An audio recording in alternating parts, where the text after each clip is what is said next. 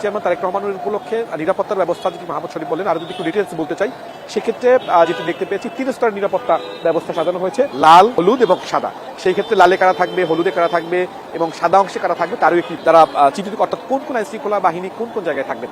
CSF যেটি রয়েছে অর্থাৎ তাদের যে ব্যক্তিগত নিরাপত্তা বাহিনী সেটি থাকবে লাল জোনে, লাল জোনে বিজিবি থাকবে, পুলিশ থাকবে, র্যাব থাকবে, ঢাকা ডিএমপি পুলিশের পক্ষ থেকে সোয়ার টিম থাকবে। তবে আর এখনকার আপনি যে চিত্রটা দেখতে পাচ্ছেন সেটি হচ্ছে যে বিভিন্ন জায়গা থেকে বাংলাদেশের, আমি যেমনটা বলছিলাম যে প্রত্যন্ত জায়গা থেকে বিএনপির ওয়ার্ড পর্যায় থেকে শুরু করে ওয়ার্ড, ইউনিয়ন, উপজেলা, জেলা এবং মহানগর থেকে শুরু করে বিভিন্ন পর্যায়ের নেতাকর্মীরা এখানে এসে ভিড় করেছেন এবং তাদের সবারই একটাই বক্তব্য যে দীর্ঘ 17 বছর পরে তিনি দেশে ফিরেছেন এবং তাদের নেতাকে বরণ করতেই মূলত তারা আসলে এই যে বিমানবন্দর থেকে শুরু করে এই সড়কটি হয়ে ঢাকা ময়মনসিংহ সড়কের অংশে আমরা আস্তে আস্তে দেখেছি যে এখনই বিপুল পরিমাণ নেতাকর্মী উপস্থিত রয়েছেন, রাস্তার দুই পাশে উপস্থিত রয়েছেন। পাশাপাশি কভার্ড ভ্যান শুরু করে যে ভ্যানগুলো অর্থাৎ যেই ট্রাকগুলো রয়েছে সেই ট্রাকের ছোট ছোট যে মিনি ট্রাকগুলো রয়েছে সেই ট্রাকেও নেতাকর্মীরা স্লোগান দিয়ে কেউ পূর্বাচল যেটি রয়েছে সেই পূর্বাচলের সেই অংশে যাচ্ছেন, কেউ আবার এই রাস্তার পাশে দাঁড়িয়ে সারিবদ্ধভাবে দাঁড়িয়ে তারা আসলে সেখানে অবস্থান করছেন।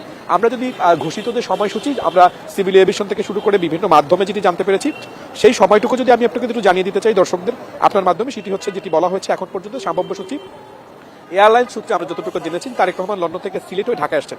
বিমানের ফ্লাইট হচ্ছে BG202। এই ফ্লাইটটি লন্ডনের হিথ্রো বিমানবন্দর থেকে গতকালকে স্থানীয় রাত 12টা 15 মিনিটে যাত্রা করবে, অর্থাৎ যেই সময়টুকু ছিল সেই সময় সেটি যাত্রা করেছে। বোয়িং উড়োজাহাজে পরিচালিত এই ফ্লাইটটি বৃহস্পতিবার সকাল 9টা 55 মিনিট, আমি আবারও বলছি বোয়িং উড়োজাহাজের পরিচালিত এই ফ্লাইটটি বৃহস্পতিবার সকাল 9টা 55 মিনিটে সিলেটের ওসমানী আন্তর্জাতিক বিমানবন্দরে অবতরণ করবেন। 1 ঘন্টার গ্রাউন্ড টার্ন অ্যারাউন্ড শেষে সকাল 10টা 55 মিনিটে ঢাকার উদ্দেশ্যে রওনা হয়ে 11টা 45 থেকে 11টা 50 অর্থাৎ প্রায় 12টার কাছাকাছি সময় তিনি শাহজালাল আন্তর্জাতিক বিমানবন্দরে এসে অবতরণ করবেন। সেখানে এসে শেষ মুহূর্তে তিনি তার আজ যে শিডিউল রয়েছে অর্থাৎ এখানে 25 মিনিটের মতো যে রজনীগন্ধা রয়েছে ভিআইপি, সেই রজনীগন্ধায় সেখানে তিনি থাকবেন এবং সেখানে 25 মিনিটের মতো একটি দুপুর 12টা 15 থেকে 12টা 40 পর্যন্ত সেখানে তাকে প্রথম দফা বিএনপির সিনিয়র নেতৃবৃন্দ যারা রয়েছেন তারা তাকে রিসিভ করবেন, অর্থাৎ প্রথম দফা সংবর্ধনা দিবেন। বিমানবন্দর থেকে সমাবেশ স্থলে যাবেন 12টা 40 মিনিটে এবং এই পথটুকু তিনি যে গাড়ি ভরে যাবেন সেখান থেকে প্রায় 3টা 40 মিনিট অর্থাৎ প্রায় 3 ঘন্টা সময় নিয়ে যে পূর্বাচলের যে মঞ্চটি করা রয়েছে সংবর্ধনা মঞ্চ সেখানে তিনি উপস্থিত হবেন। সম্ভাব্য যে সময়সূচি ধরা হয়েছে সেটা হচ্ছে 3টা 40 মিনিটের। সেখানে সেই মঞ্চে তিনি একাই কথা বলবেন এবং এরপরে এবার কেয়ার হাসপাতালে গমন করবেন 4টা 10 মিনিটে। এবার কেয়ার অবস্থান বিকেল 5টা 10 মিনিট, অর্থাৎ সেখানে তার চিকিৎসাধীন যে মা রয়েছে সেখানে তিনি 1 ঘন্টার মতো অবস্থান করবেন। পরবর্তীতে বাসায় প্রবেশ করবেন রাত 8টা 10 মিনিটে। আমরা যদি তার রুট প্ল্যানটা একটু বলে দিতে চাই, বিমানবন্দরের বিবিআইপি যে গেটটি রয়েছে সেই গেটটি দিয়ে সিভিল এভিয়েশনের পাশে যে রোডটি রয়েছে অর্থাৎ জসিমউদ্দিন, সেই রোডটির পাশ হয়ে তিনি ফ্লাইওভার ব্যবহার করে এখান থেকে কুড়িল পর্যন্ত গিয়ে এবং সেই কুড়িল পর্যন্ত গিয়ে টার্ন নিয়ে তিনি মূলত 300 ফিটের যেই জায়গাটা সেই দিকে তিনি প্রবেশ করবেন। আমরা এটি একটি ঢাকার গুরুত্বপূর্ণ পয়েন্ট, অর্থাৎ ঢাকা ময়মনসিংহের যে মহাসড়কটি সেই সড়ক থেকে উত্তরাঞ্চলের বিভিন্ন লোকজনও আসলে এখান থেকে যাতায়াত করে। আপনি জানেন যে আমরা যতটুকু জেনেছি আবদুল্লাহপুর থেকে শুরু করে মানুষজন আসলে সংকটের একটি বলা যেতে পারে, যারা বিভিন্ন জায়গা থেকে এসেছেন তারা কেউ এখানে অবস্থান করছেন, অর্থাৎ ভাগ করে নেতাকর্মীরা বিভিন্ন যে স্পট রয়েছে সেখানে তারা অবস্থান করছেন। যেমনটা আমরা কিছুক্ষণ আগে এখানকার একজন নেতাকর্মীর সঙ্গে অর্থাৎ কর্মীর সঙ্গে কথা বলেছিলাম, তিনি বরগুনা থেকে এসেছেন। তাদের টিম তারা যেটি বলছেন তারা প্রায় 1000-5 লোকের মতো ঢাকায় এসেছেন এবং সেই ক্ষেত্রে তারা বিভিন্ন জায়গায় অর্থাৎ কোনো ইউনিট যে রয়েছে সেই ইউনিটের একটি অংশ বিমানবন্দরের সামনে রয়েছে, একটি অংশ খিলকেতে রয়েছে, একটি অংশ কুড়িল যে অংশ সেখানে রয়েছে, অর্থাৎ নানান জায়গায় তারা ছড়িয়ে ছিটিয়ে এবং ইউনিট ভিত্তিকভাবে রয়েছেন। আমি ঢাকার মাটিতে পা রাখানো আসার চেষ্টা সব ধরনের প্রস্তুতি সম্পূর্ণ করা হয়েছে। আমি যদি সার্বিক নিরাপত্তা যে বেষ্টনী বলা যায় সব পুরোপুরি প্রস্তুত রাজধানী ঢাকার হযরত শাহজালাল আন্তর্জাতিক বিমানবন্দর, নিশ্চিদ্র যে নিরাপত্তা ব্যবস্থা সেটা কিন্তু নিশ্চিত করা হয়েছে। এরই মধ্যে আমরা দেখতে পাচ্ছি আইনশৃঙ্খলা বাহিনীর প্রায় প্রতিটি ইউনিট কিন্তু এখানে উপস্থিত আছেন। এপিবিএন, র্যাব, পুলিশ, সেনা সদস্য সহ প্রত্যেকটি বাহিনীর সদস্য কিন্তু নিরাপত্তা বিধানের জন্য এখানে উপস্থিত আছেন। বলা যায় একদমই নিশ্চিদ্র নিরাপত্তা ব্যবস্থা কিন্তু এরই মধ্যে নিশ্চিত করা হয়েছে। আরেকটি বিষয় আমরা দেখাতে চাই, এই গেট দিয়েই কিন্তু ভিআইপির এই গেট দিয়ে কিন্তু বের হবেন। কিছুক্ষণ আগে এরই মধ্যে কিন্তু প্রবেশ করেছেন বিএনপির স্থায়ী কমিটির সদস্য মির্জা আব্বাস।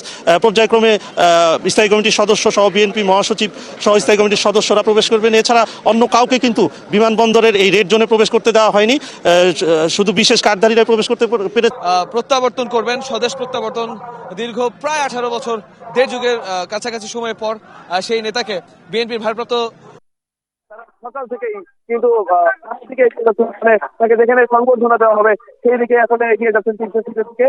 এবং এখনো পর্যন্ত বিমানবন্দরের এই অংশটিতে কাউকে দাঁড়াতে দেওয়া হচ্ছে না, কারণ এখানকার আসলে আইন শৃঙ্খলা রক্ষাকারী বাহিনী যারা আছেন তারা কিন্তু যথেষ্ট চেষ্টা করছেন যে এই এলাকাটা আসলে নির্বিঘ্ন যাতে যাত্রা হয় তারা মানে সেই অবস্থা করে রাখার জন্য।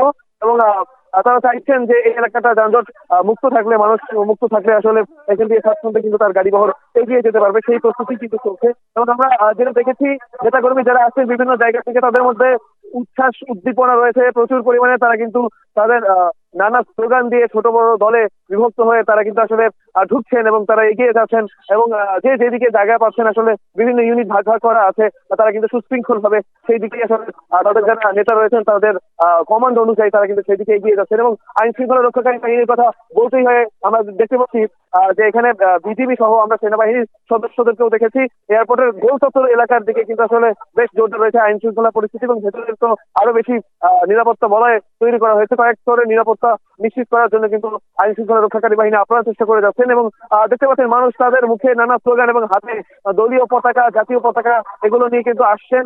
এবং শুধুমাত্র যুবক শ্রেণী বললেই চলবে না, নানা শ্রেণী পেশার মানুষ কিন্তু আসছেন। এবং আজকে দেখছি এই শীতকে উপেক্ষা করে আমরা কিন্তু দেখেছি একদম ভোর থেকেই মানুষের যে সরব উপস্থিতি এবং রাজপথে মানুষ যেভাবে এগিয়ে চলেছে তাদের নেতাকে স্বাগত জানানোর জন্য অবস্থান করছেন এবং তাদের যে আগ্রহ সেটা কিন্তু আসলে দেখার মতো। এবং আমরা কয়েকজনের সাথে কথা বলেছি, তারা কিন্তু বলেছেন যে এক ঝলক তাদের নেতাকে তারেক রহমানকে দেখতে পেলে তাদের এই যে কষ্ট করে আস্থা ঢাকায় প্রবেশ করা এবং অবস্থান করা সেটা কিন্তু আসলে সার্থক হবে, এমনটাই কিন্তু তারা বলছেন। এবং আমরা জায়গায় জায়গায় দেখছি এরকম দাঁড়িয়ে কিন্তু আসলে বিভিন্ন যারা বিভিন্ন আসনের যারা প্রার্থী হয়েছেন, বিশেষ করে বিএনপি যারা নেতা আছেন শীর্ষস্থানীয় বা বিভিন্ন আসনের নেতা আছেন তাদের যারা সমর্থক আছেন তারা কিন্তু এইভাবে ব্যানার দাঁড়িয়ে আসলে তাদের নেতাকে স্বাগত জানানোর জন্য এখানে বিভিন্ন স্লোগান দিচ্ছেন।